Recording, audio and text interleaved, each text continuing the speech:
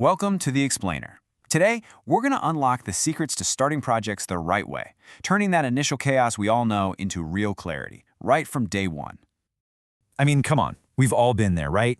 You're on a project with goals that keep shifting. Nobody's quite sure who's in charge, and there's just this general feeling of confusion. But what if all that chaos isn't inevitable?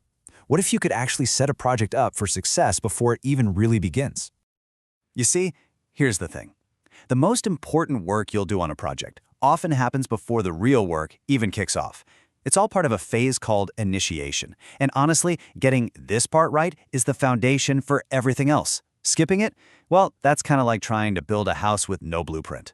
Good luck with that. So before you can even think about what you're doing, you absolutely have to justify why you're doing it in the first place. And that starts with one key document that asks the most important question of all. Is this thing even worth our time and our money? That document is called the business case. Think of it as the financial bedrock for your entire project. A sponsor or some other leader puts this together to convince the higher-ups that an idea isn't just a cool thought, but that it has real business merit. It all boils down to one simple question. Is this a smart investment for us? And this brings up a really critical point, the huge difference between a deliverable and a benefit. The deliverable is the thing you're making, in this case, the company car. But the benefit, that's the value it brings. Are we buying this car for efficient transportation, or are we trying to project a certain high-status image?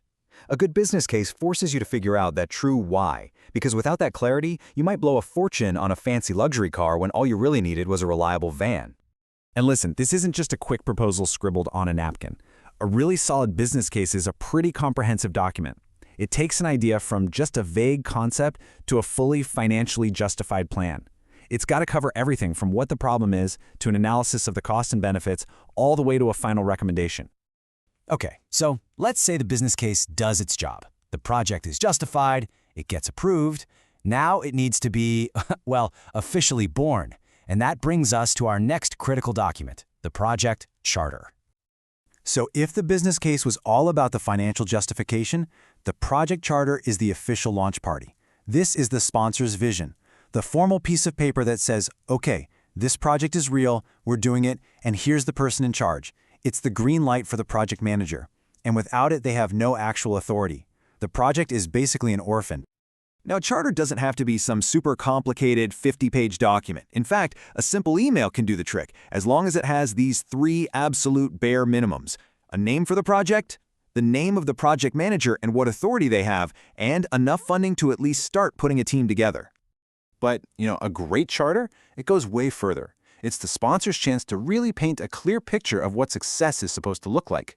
By including all these other details right up front, it gives the project manager a massive head start and helps prevent a ton of misunderstandings later on. All right, so we have these two super critical documents, but how do they actually relate to each other? How do they fit into the bigger picture of a project's life? Let's map this whole thing out. Here's the core difference, right here, in a nutshell. The business case is all about the why. Its whole job is to convince leadership to say yes. The project charter, on the other hand, is about the what and the who. It gives the project manager the vision and the authority to actually get started. So one sells the idea, the other one officially launches it. Both of these documents are the absolute heart of that very first phase, initiation. And that phase, well, it sets the foundation for everything that comes after, from the detailed planning phase through the actual work and execution, and all the way to formally closing the project out. See, getting this first phase right is what prevents that downstream chaos we were talking about at the very beginning. It makes sure everyone, from the top executives all the way down to the project team, is perfectly aligned on the project's purpose, its value, and its leadership from day one. So why does all this paperwork matter so much? Is it just bureaucracy?